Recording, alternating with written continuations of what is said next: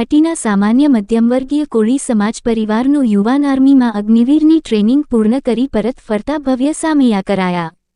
ગ્રામજનો, જ્ઞાતિજનો, અગ્રણીઓ, અધિકારીઓ, પદાધિકારીઓ પરિવાર દ્વારા યુવાનનું રંગેચંગે સ્વાગત કરાયું.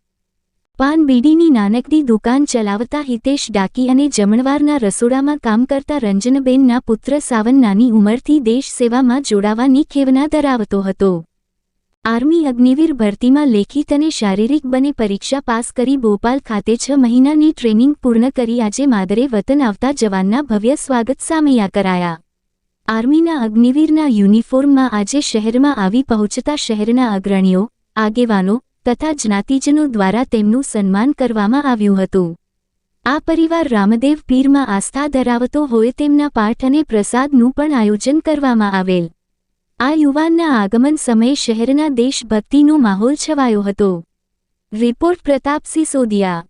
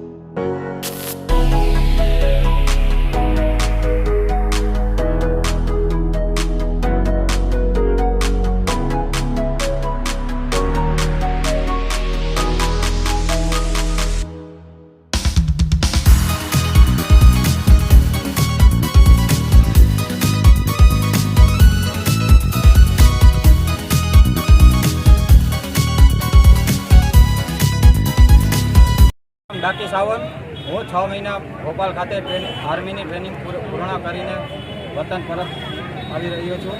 તો મારું સન્માન થઈ રહ્યું છે, તો એના બદલામાં ખૂબ ખૂબ અભિનંદન બધાનું. સૌનો આભાર. જય ભારત, જય હિન્દ, જય ભારત. ભારત માતા કી જય.